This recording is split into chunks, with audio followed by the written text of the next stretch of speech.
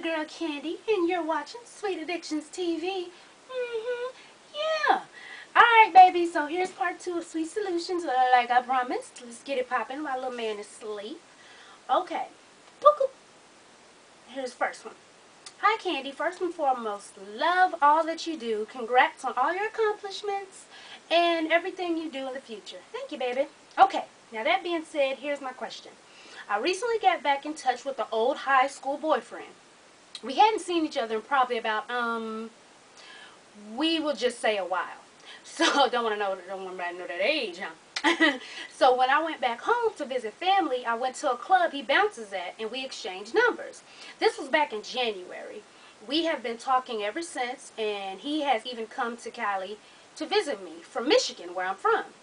We had a wonderful, all caps, time when he came to visit. The problem is consistency.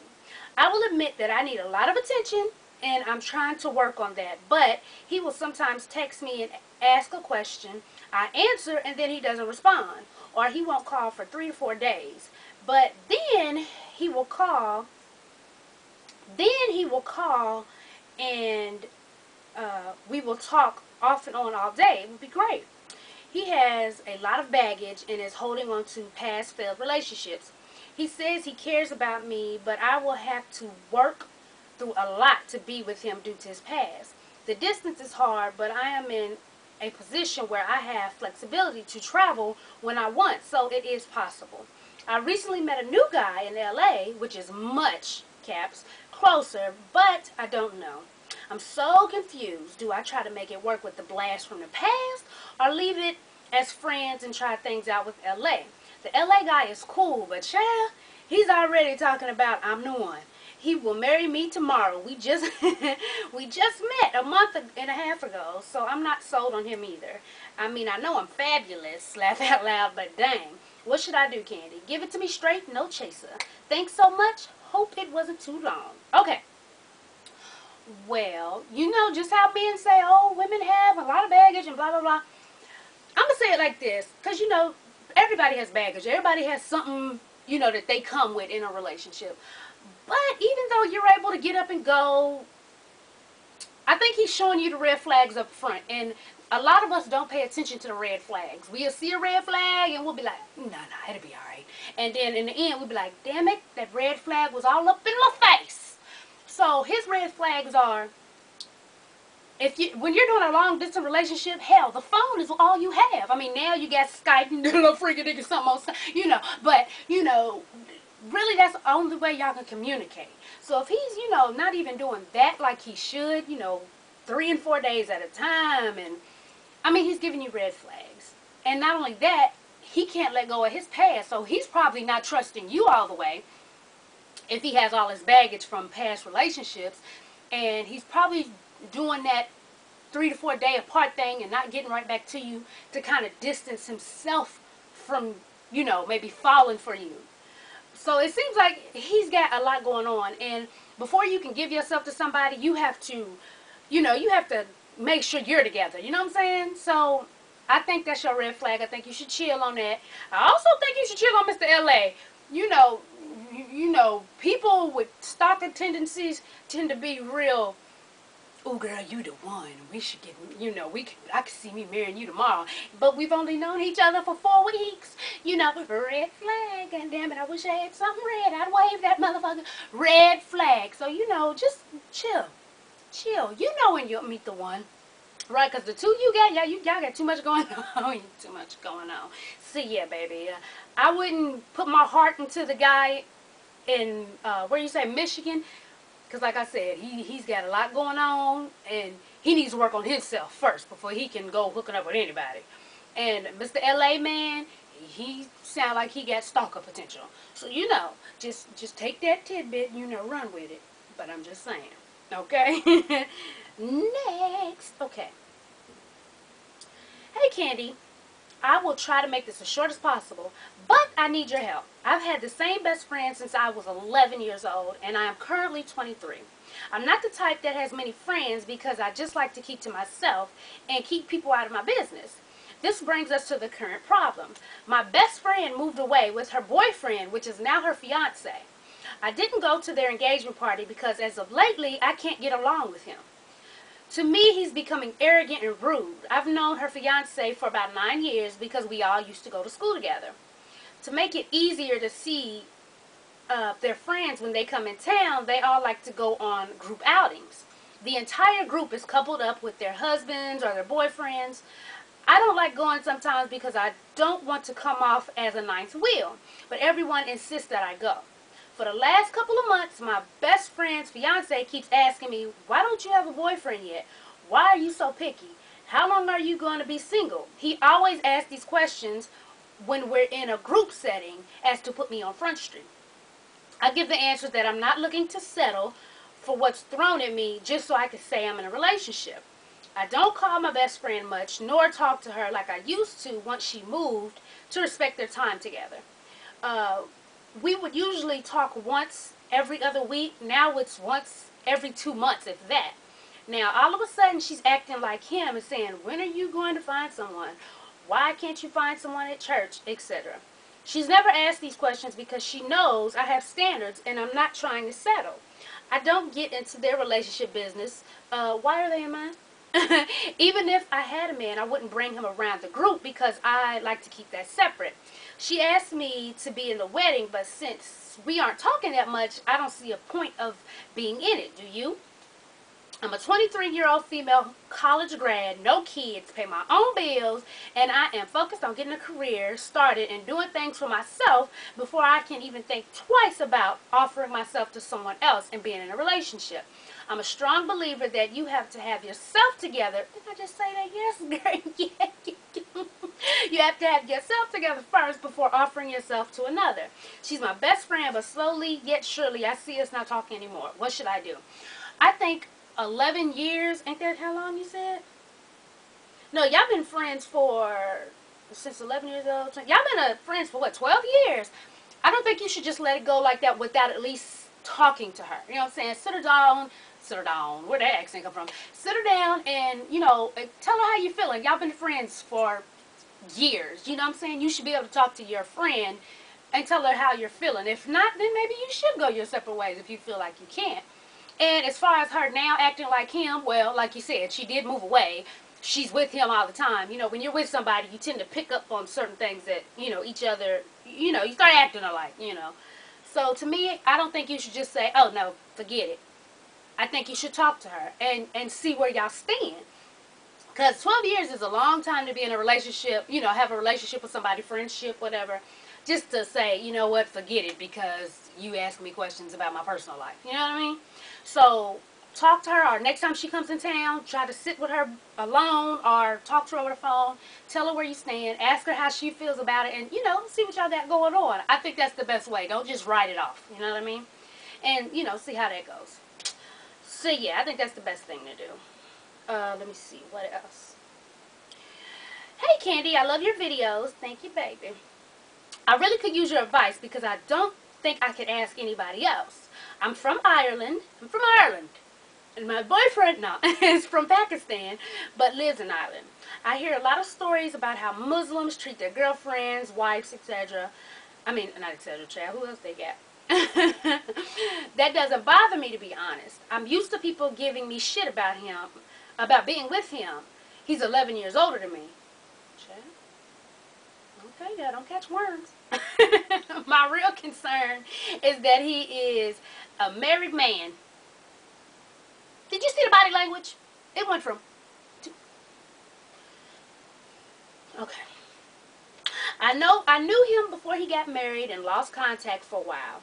He was married a year when we started talking again. He told me that his wife is crazy. She takes his money and goes out sleeping with other men, even some of his friends. He told me that when he finally got to be with me, he started feeling happy again. I really do love him, and I know he loves me. We're together 5 months, and he told me that he will get a divorce from his wife so me and him can be together publicly.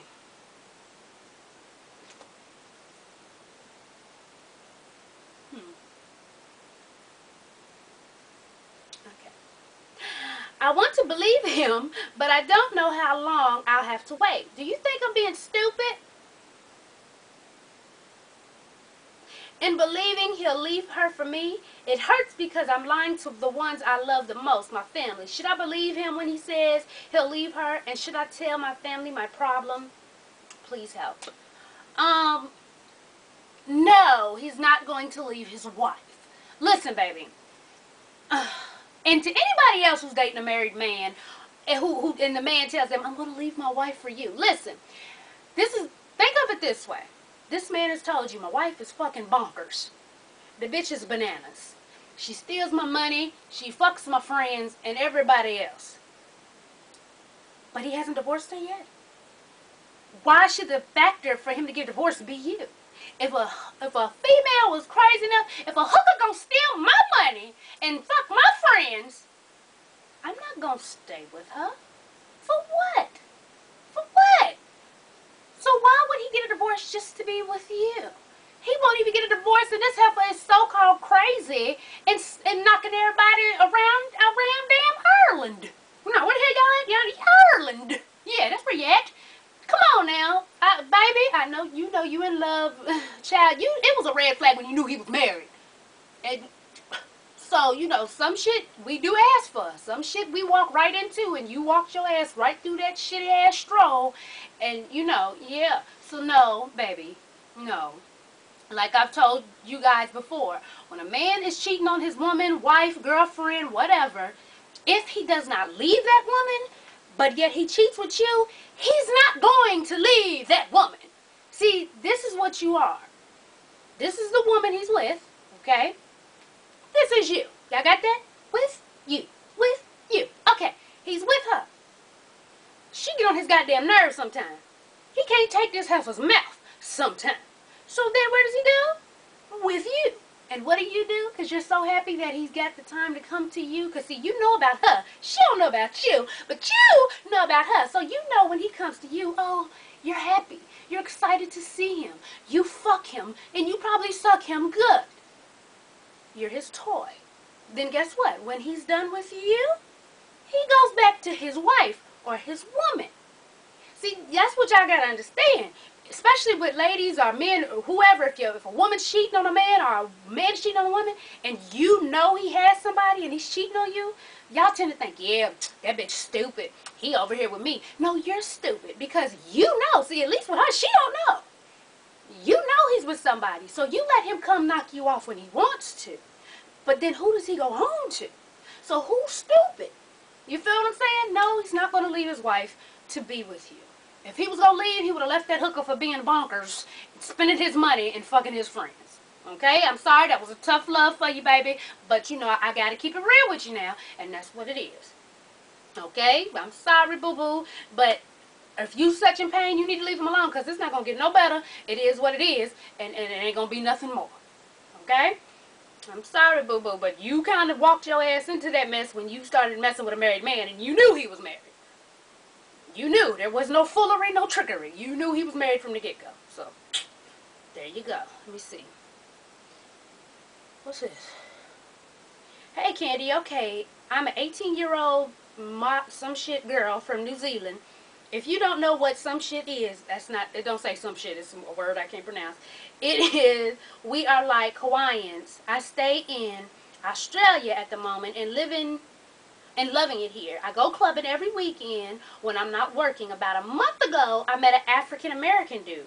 We are both intoxicated. we hooked up in public at night.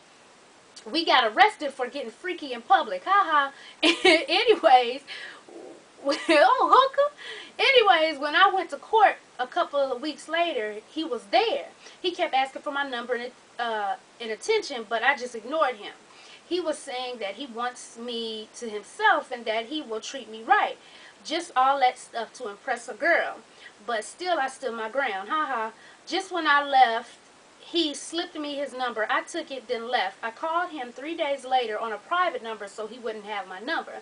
Then last week, I messaged his phone for some unknown reason. So now he has my number. He calls and messages me every day, but I don't reply and answer. I'm keen to give I don't know if that's what she means. I'm keen to give him a chance to give him I'm keen to give him a chance because he's so fine. But I've never been with an African American. I don't know how he is. Are they similar to our dudes? You reckon I should hit him back or not? You reckon? Is there anything I should watch out for? I like his attitude. That just draws me to him. What should I do? Oh, by the way, you are such an inspiration. My older sister is back in New Zealand, so I look up to you as a sister. Oh, thank you, sweetie. Okay, first off, just because he's black, I mean, you may not have dated one before, but hell, y'all already are very acquainted because, you know, you got freaky in public. So you've already, you know, crossed a barrier. You know what I'm saying? Hell, what else is left but to go out to eat? You know, you said you like his attitude. That's what draws you to him. So don't let, because he's African American, stop you from getting to know him. I mean, you know, because y'all already know each other internally, you know. So, yeah, child, call him up, go on a date. If you like how it went, then, you know, y'all could be friends or, you know, something more. If you don't, let him know, hey, this ain't gonna work. Simple as that. But don't base it just because he's black. You may be a little, you know, nervous or curious because you've never dated a black person. I understand that. But don't let that stop you if you're feeling him, especially since y'all done already, you know, been some hook or horse together. You know, hell, y'all should be very comfortable with going to eat. That's all I'm saying. That's all I'm saying, you know, baby. So, yeah, work that on out. Call him, go out, and then from there, see if you like him. If you don't, you know, let it be. That was easy. Okay. Next, because I think I hear Jacob, so let's see. Hey Candy, love the show. Candy, please read it even though it's long. Don't,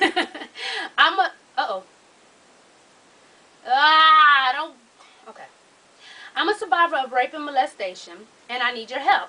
I'm happy and in love with my boyfriend of 2 years. Recently, my past has come back to haunt me, as it usually does. I was raped as a child and molested as well by more than one person. It wasn't a gang rape or anything. They would always happen at different times. When I was about 8, my cousin, through marriage, touched me. When I was 15 or 16, he touched me in the back of a van while the fam was in it. No one saw it, and I said nothing because I was afraid. 6 months later, he called me, and he discussed how he wanted to do me and all that. I admit I let myself fall into that trap. Home life was not great at all, but I never slept with him. He got married and had 2 kids, and 2 years later, he somehow got my new number and called me. He wanted us to get together and run away. What the fuck? I just reminded him that he was married with 2 kids and that he didn't love me. He has dated one of my friends before, and she doesn't know. His wife is a girl I used to know when I was a kid. He even has been with one of my god sisters, but he keeps coming on to me. You can only imagine how badly I feel about the fact that none of them know. I tell no one. I'm 19 years old, and I still feel like I'm obligated to keep stuff like that a secret. My boyfriend fought so hard to help me pass the pain of my rapists and molesters. All of them are family members. And my cousin is the only one who keeps bringing up the pain. It's partially my fault because I try to give him a chance to be a normal cousin to me, but I realize after today that I'm too trusting. I have forgiven him, and I want to believe that he will leave me alone because the others have. They act like nothing ever happened. He is the only one still pursuing me. He is my bishop's son, and I want so badly for him just to be a godly man. How do I get the courage to tell him that he molested me and that he doesn't need to talk to me ever again? First off, you need to tell somebody. You're 19 years old now. You know, that happened. You was young. You was scared. And trust me, I understand that. But now, you know, you're grown. I would tell. I would tell someone. I really would. You know, because the more you keep trying to give him a chance, no, baby. You don't keep giving a molester a chance to keep coming at you. You don't do that. You know, you let somebody know. If your soul's still petrified to where you don't want to let anybody know, you're old enough now to where you don't have to be in his presence.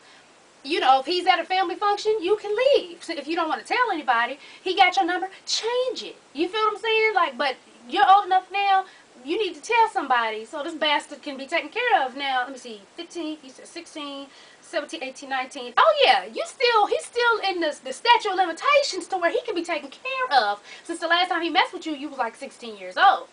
So, he keeps coming on to you and coming on to you, he's not going to stop, obviously, if he's been messing with you since you've been 8 and you're now 19. So giving him a chance and wanting him to be a godly man is not going to work.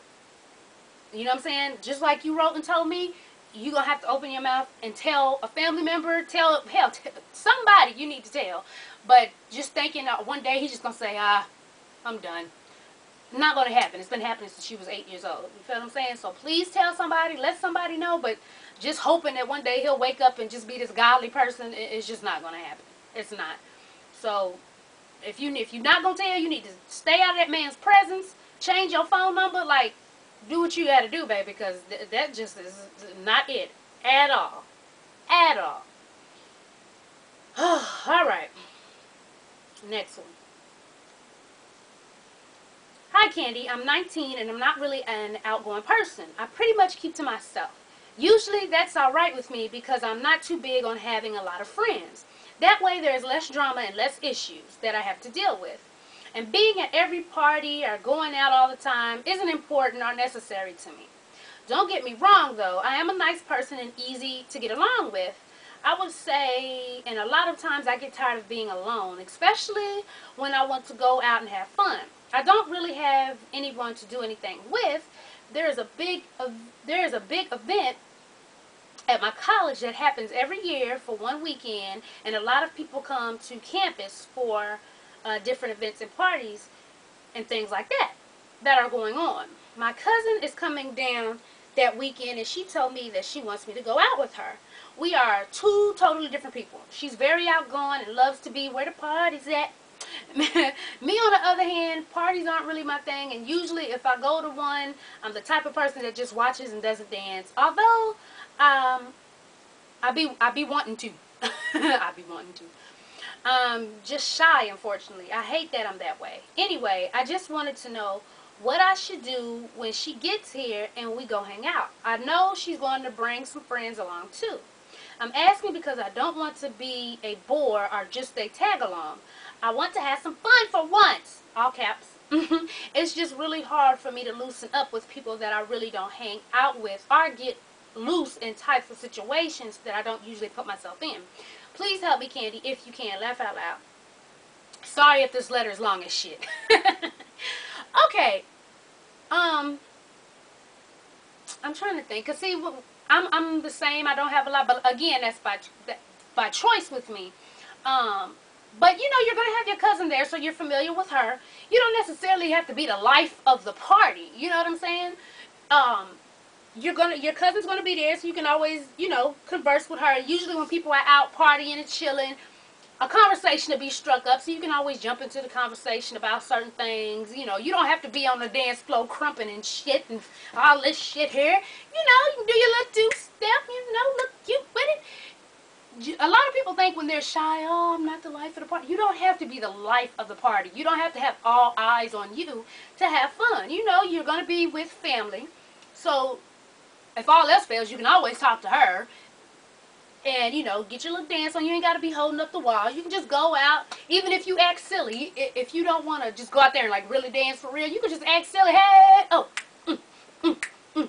You know, just little bitty stuff. You don't have to take a big giant leap. You can take little bitty steps until you feel comfortable enough to wow the hell out. You know what I'm saying? So don't think just because you're not the life of the party that, oh, I'm going to be a downer. You don't have to be the most outspoken person in the room to have fun. You feel me? But don't be a Debbie Downer and sit your ass there and just look around the damn room and don't do nothing. Now that's a downer.